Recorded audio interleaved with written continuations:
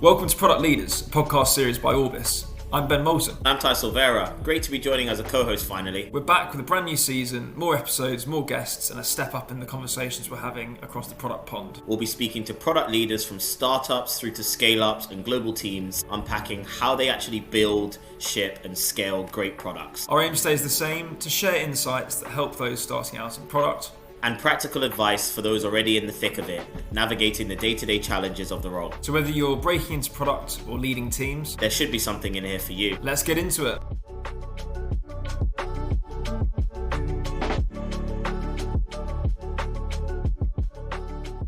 Hello everyone, welcome back to another episode of Podcast Leaders. Today I'm joined by Andrew Hungate. Andrew is the product lead at Catena Labs. Thank you for taking the time, Andrew. Really looking forward to this. I guess to begin with, Andrew, what would be helpful for the audience is maybe if you could provide a little bit of context on your background, kind of how you've ended up where you are today, and a little bit about what you guys are building at the moment. Yeah, I'd love to. So as you mentioned, I lead product at a company called Catena Labs. We were founded by Sean Neville, who's the co-founder of Circle and the co-inventor of the stablecoin USDC. It's a relatively recent venture. I just joined the company a couple of months ago. I came from a role that I had at Brex, which is a company that does corporate credit cards and banking. And at Brex, I managed our banking product and global money movement. So Catena is operating in a similar but somewhat adjacent space where we are building agent-first financial services. And so really thinking ahead towards a vision of a world in which agents are conducting the majority of financial activity, and they utilize financial services in a way that's a little bit different from how humans have traditionally leveraged banking and fintech platforms. So think more composability, more modularity, and of course, on top of all of that, more security and policy governance in order to ensure that agents behave within the bounds established by their human operators. I can tell you a little bit about my earlier roots. I have I would say, non-traditional background for product. I was originally an English major in college and worked in publishing and the performing arts for a few years out of school.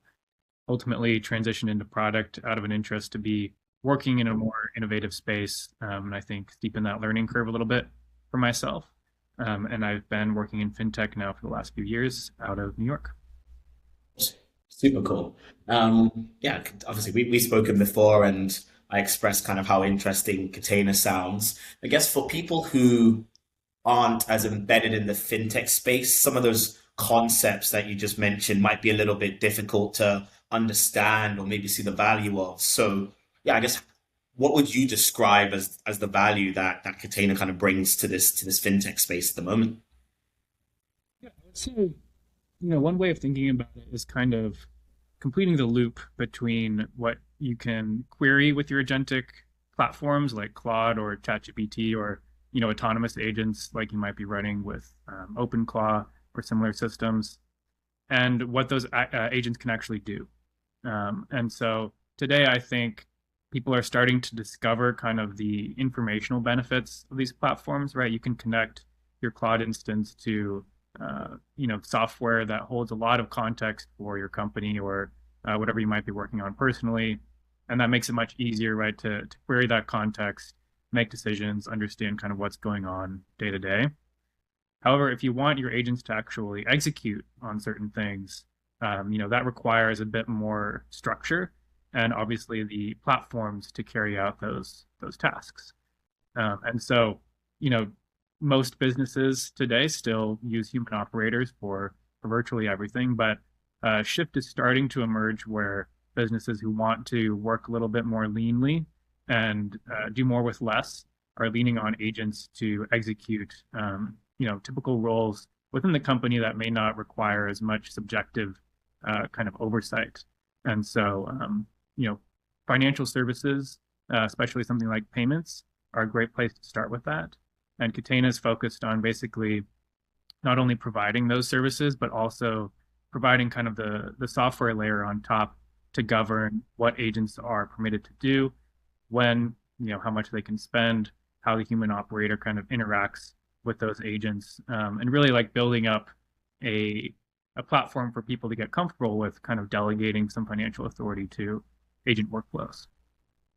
That's super cool, super interesting. And I think that like kind of really sets the scene for I think the direction that the market's moving in general, but also recently, as we've been jumping onto these sort of pods and recording, a lot of the conversation is around explainability and trust and kind of how these agents can operate without maybe as much direct human input. So, kind of what you guys are working on is the combination of all of that automation. How do you find like on the back end when you're building, how does that manifest? Because essentially you're trying to build something that for the most part will govern itself. And I imagine on the back end, there's a lot of explainability and trust that you need to embed into that. Is that been complex? Yeah, there's complexity there for sure. I think, my guiding principle right now from a product perspective has been to start simple for the user. I think AI is at an interesting point right now where a lot of the conversation around it and the new companies that are starting up and funding is very forward looking and much further ahead from where most companies are at in terms of even trying out this technology. And so, on the one hand, you might have a single person company, an operator who has really delegated as much of his day-to-day tasks to agents as possible and might be in half a dozen different platforms to manage those agents, set up rules, make sure that they're operating within their intended purpose. On the other hand, you might have, companies who are just starting to try out informational queries or text generation within ChatGPT. And so, I think my goal right now is basically to serve a product that allows people to scale from a point of, curiosity to a point of full delegation. And so that requires relatively simple primitives for the human operators to understand. And so I think one consequence of that is, while agents can effectively do everything in the background and don't need any sort of front end interface, we're still building, human user interfaces to make sure that the people onboarding to our platform understand what's going on and can take, corrective action if necessary. And you kind of answered the next question I was going to ask around whether the cadence from a product perspective is different when building because essentially, if I understand correct, you're building an agent almost for these agents, right? So your user more often than not might not be a human, right? It would be kind of like the agent itself. And how have you found kind of building those workflows and going about validating certain assumptions that you might be making? Yeah, the agent as a user is a really fun concept, especially because you can spin up as many agents as you want.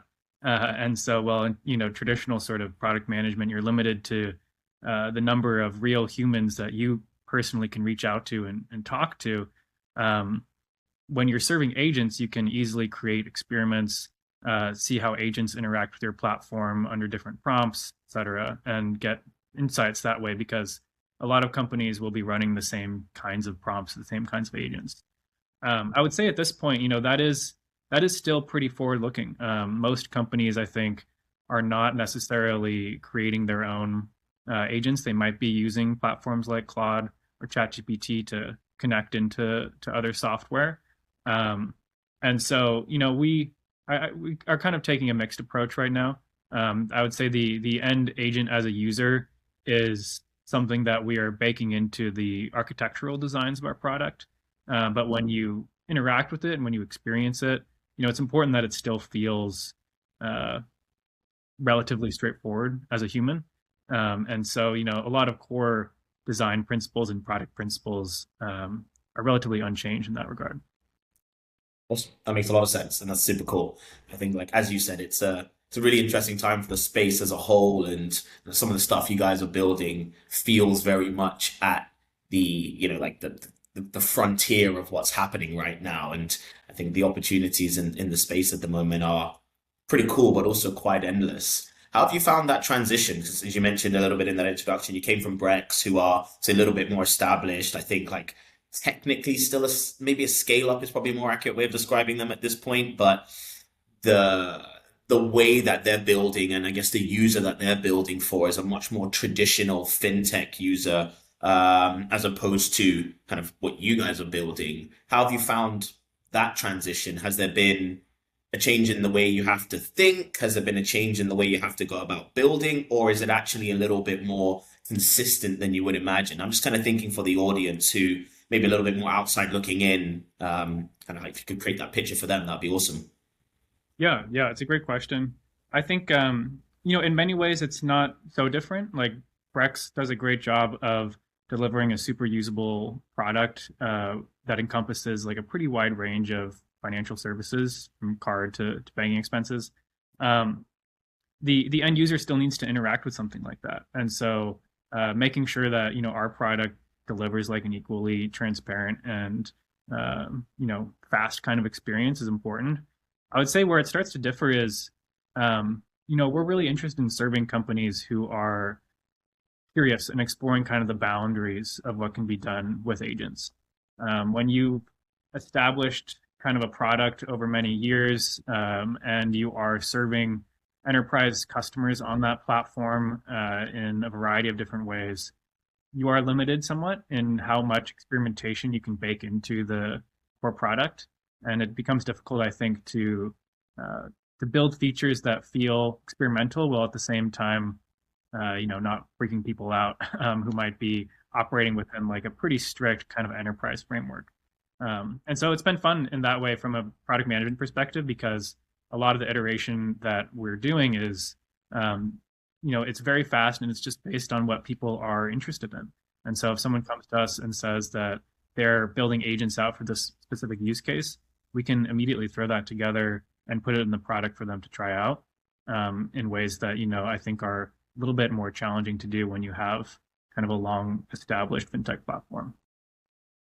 Absolutely. I think that's super fair. And I guess on that point, do you feel like the direction in which kind of like AI native fintech is moving and I guess one, the acumen, but also two, the stack from a tech perspective to build that. Do you think there's a gap between that and traditional fintech, or do you think that gap is a lot easier to bridge? I speak to a lot of people about it, and some see a massive gap and some don't. It's just interesting to hear your opinion.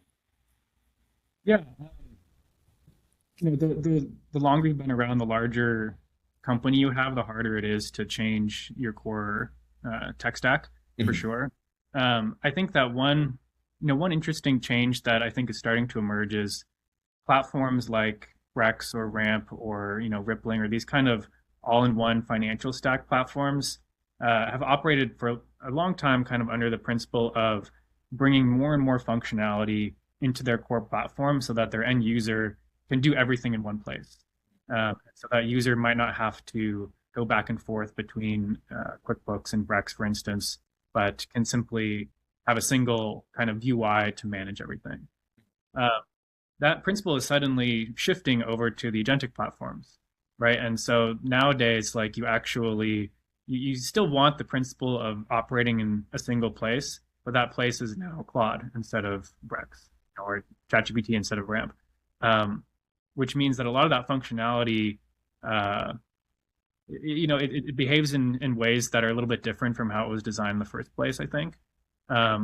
Agents, and a big part of our approach is kind of composability and modularity.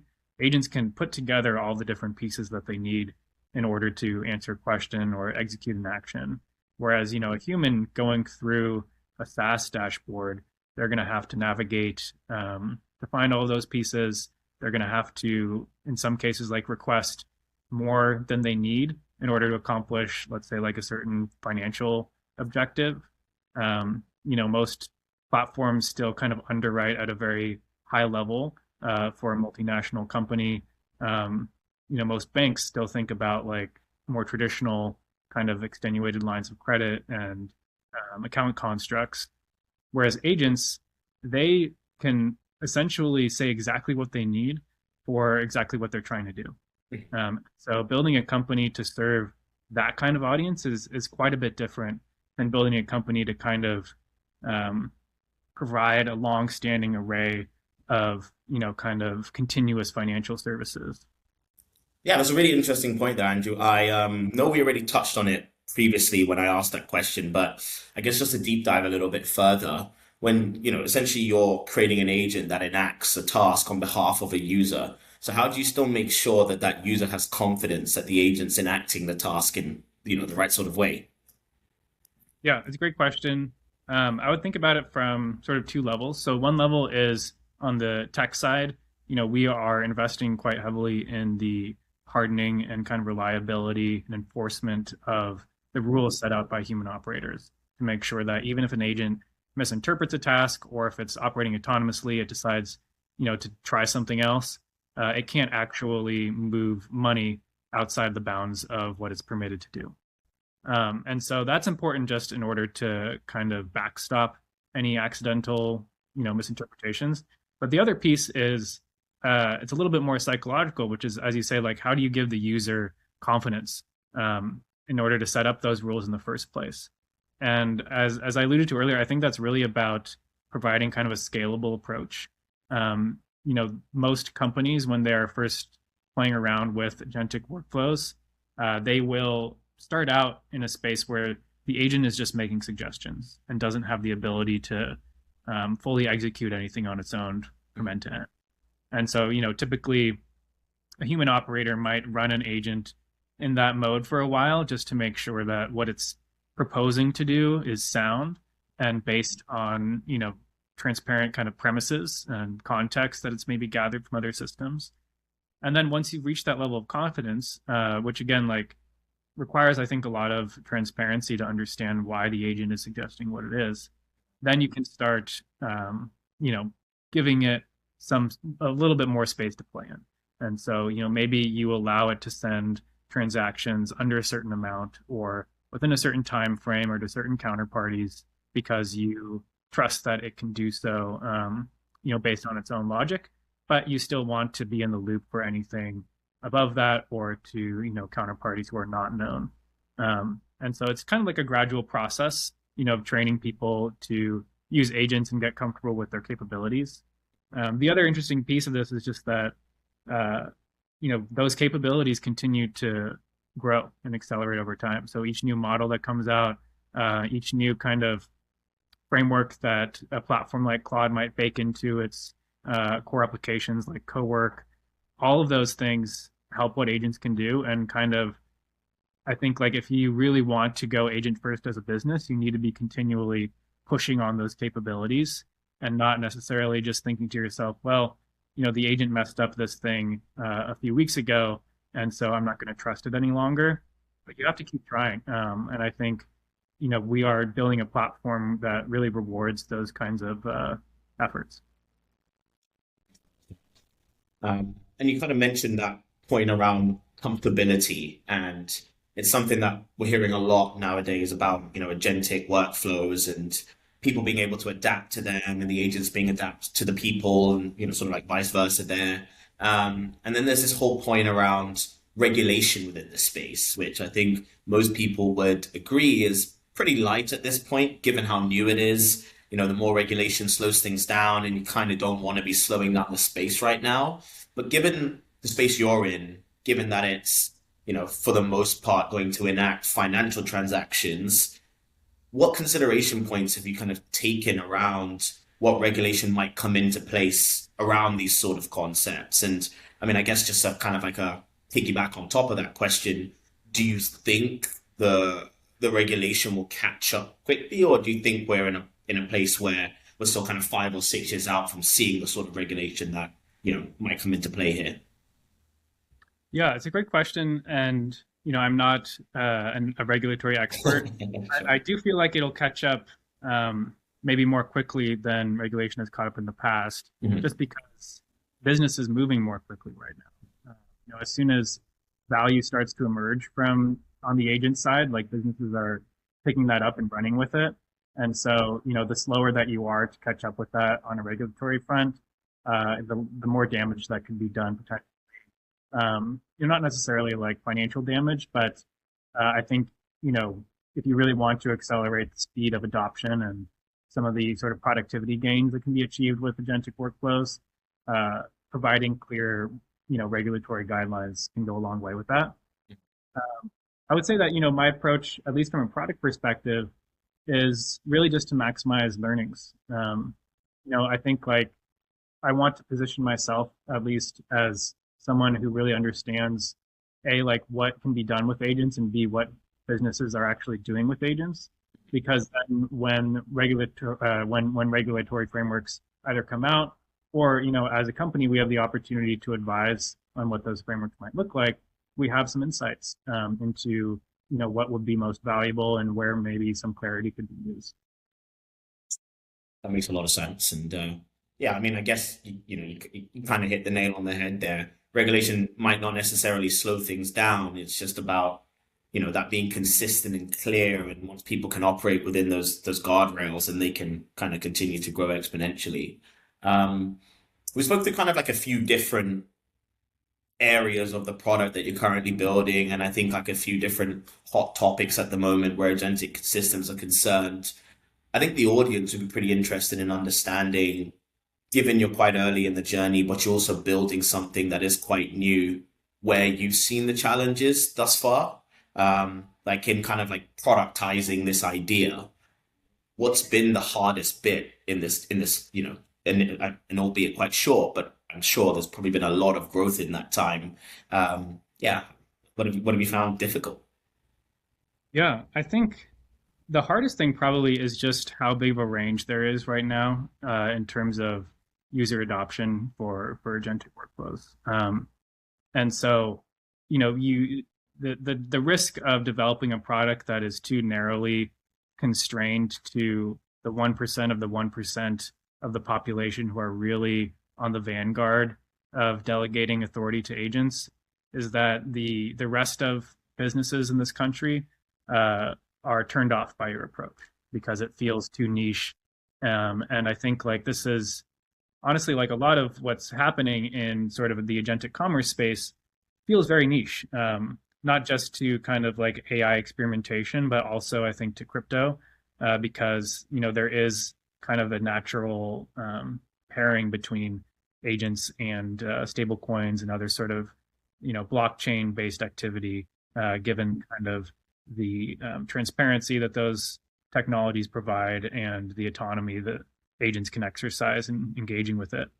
And so that's one risk. I think the best way that I have found of mitigating that is, again, like trying to come at it from a point of education, and really not necessarily waiting for companies to see the value in this approach, but actually going out and showing them the value. I think that's really important.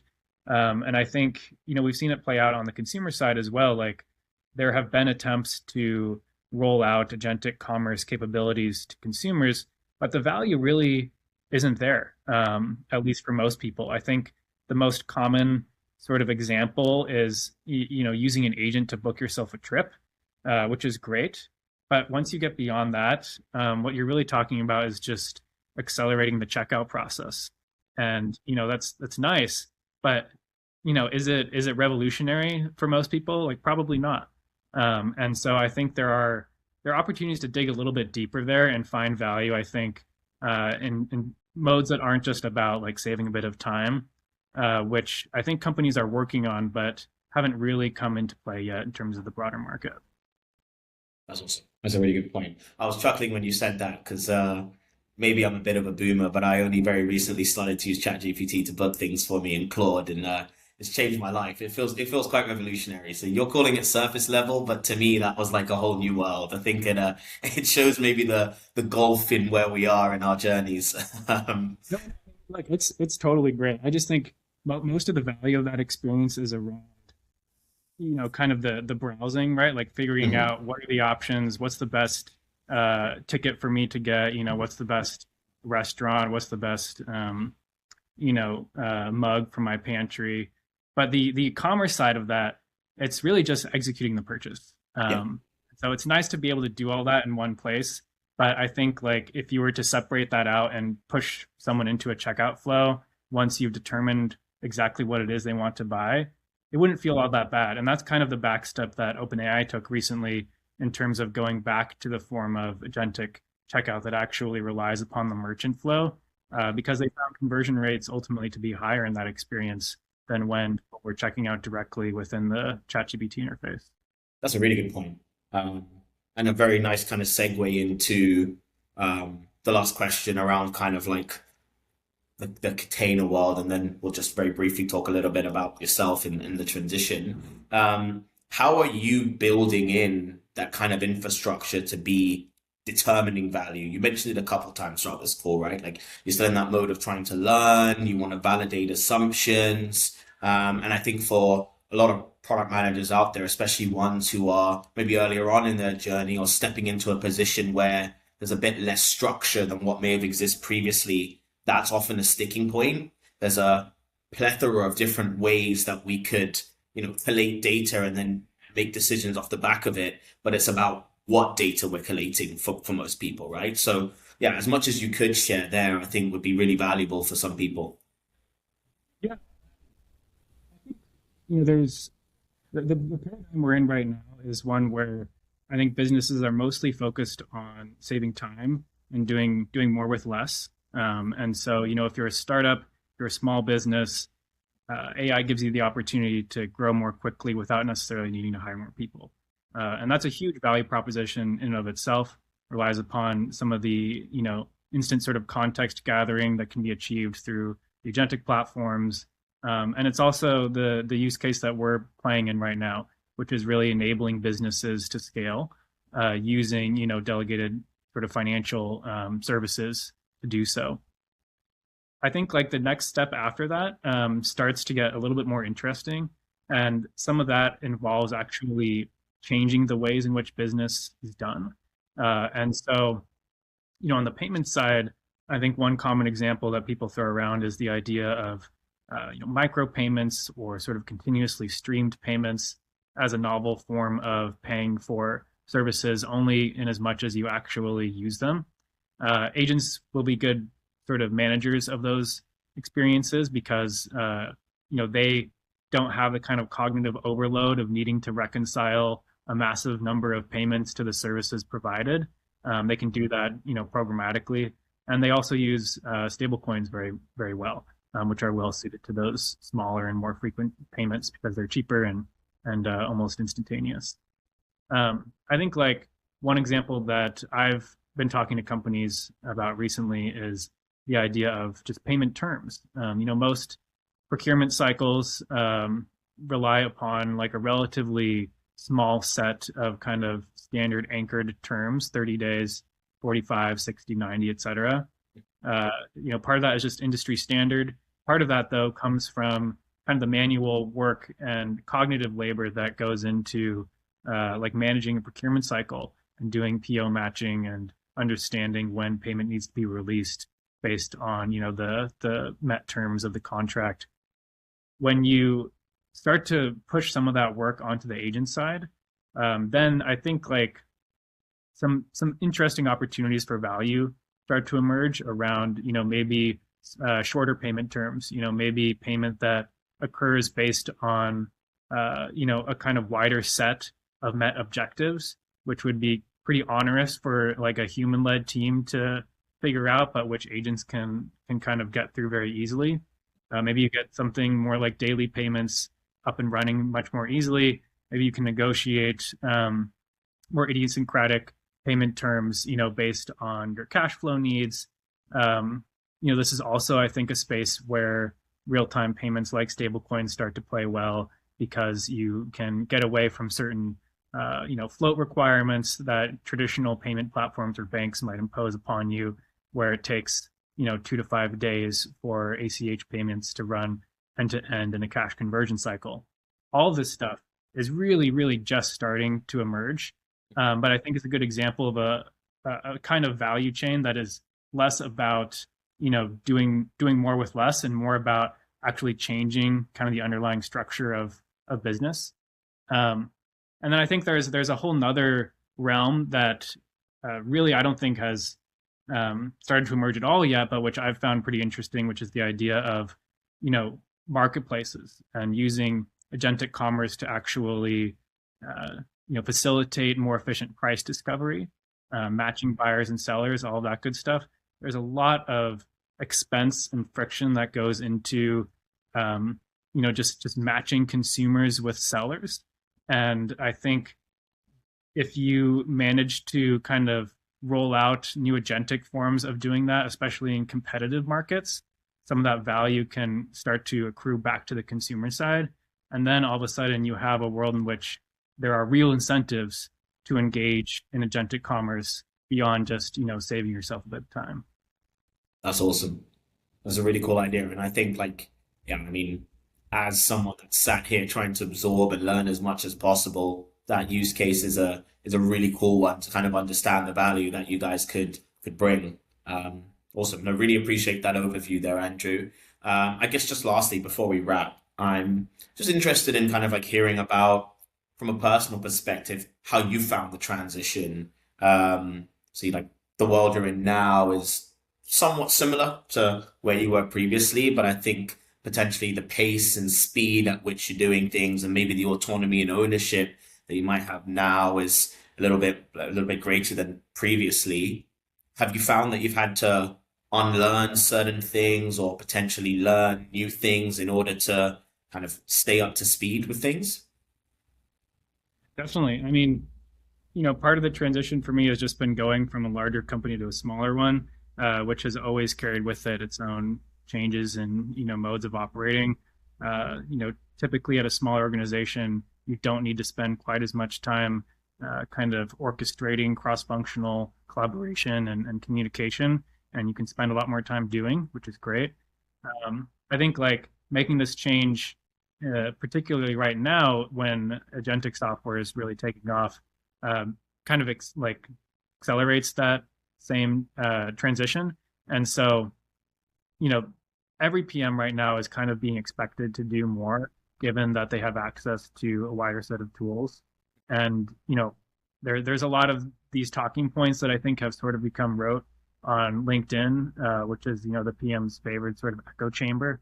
But, it is true that the more you can learn now, the better job you can do as a PM. Whereas I think before, like there were a lot of areas where maybe it wasn't quite worth your time to dig in and learn because ultimately, like it wasn't a feasible mode of operation for you.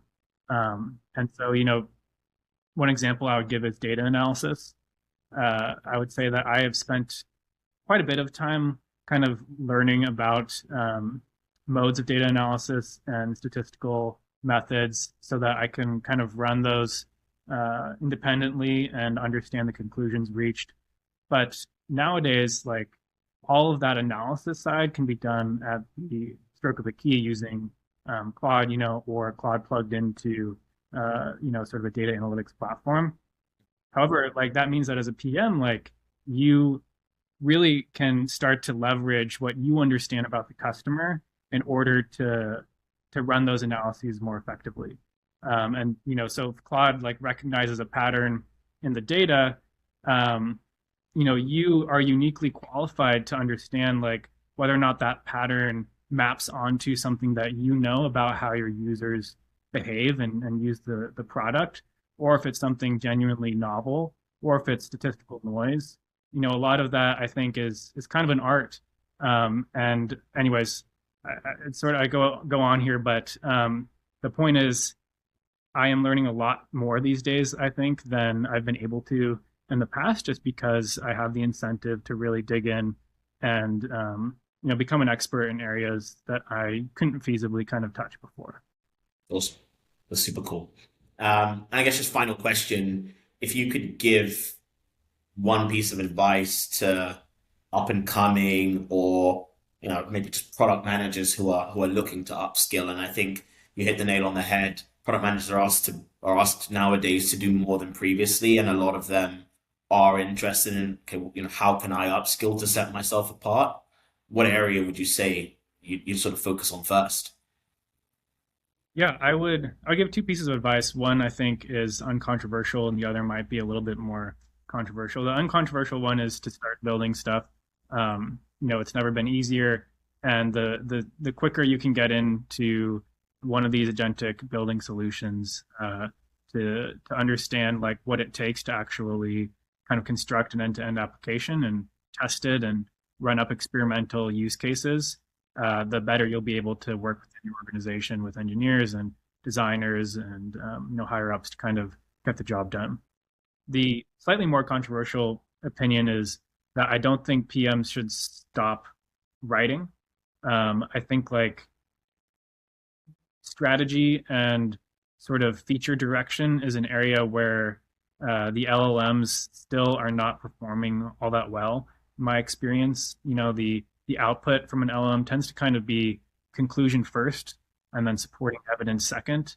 And so the process of actually working through the evidence, whether that's data, or qualitative evidence from your conversations with customers, and then kind of putting that down on paper to understand like what, if any, conclusion should be reached, is still, I think, like a really important process to go through. Because when you do that, you end up training your brain to kind of run that process more quickly and even automatically in certain cases where you're needing to make decisions on the fly. And in my experience, trying to delegate some of that decision-making authority to a platform like Claude doesn't actually go very well. And so, writing is a form of thinking, and I encourage PMs to still be engaging in that mode. That's awesome. I think that's really good advice. And I don't think either are controversial. I think both are pretty astute and will be appreciated by the audience. Andrew, really appreciate your time today. Thank you very much. Thank you, Ty. Have a good one. That's it for this episode of Product Leaders. Thanks for tuning in. We hope you found the conversation useful and maybe picked up something you can take back into your own work. If you enjoyed it, make sure to follow or subscribe so you don't miss the next episode. And if there's a topic you'd love us to cover or someone you think we should speak to, let us know. You can also check out previous episodes on YouTube, Spotify, and Apple Podcasts. See you soon.